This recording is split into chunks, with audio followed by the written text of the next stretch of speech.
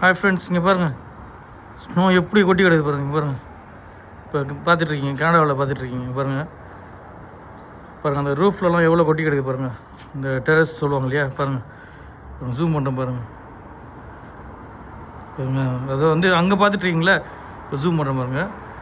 இது வந்து லேண்டு, இது இந்த கிராஸ் புல் வெளியாக இருக்கும், அதில் எப்படியே கொட்டி கிடக்குது பாருங்கள். இந்த மண் அதிகமாக கொட்டி கிடந்தா எப்படி இருக்கும், அந்த மாதிரி கொட்டி கிடக்குது பாருங்கள். பாருங்கள் அந்த ஸ்னோ பாருங்கள்.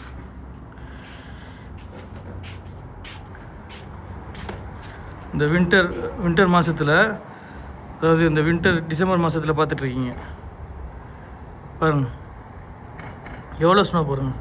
பாருங்கள் கீழே பாருங்கள் கீழே பார்த்துட்ருக்கீங்க பாருங்கள் எப்படி பயங்கரமாக கொட்டி கிடக்குது பாருங்கள். இப்போ கரைஞ்சிருச்சு, இதுக்குன்னு ஒரு சால்ட் போடுவாங்க, அது போட்டதால் கரைஞ்சிருக்கு. மற்றபடி ரொம்ப ரோடெல்லாம் ஃபுல்லாக கவர் ஆகிருந்தது ஸ்னோவால்.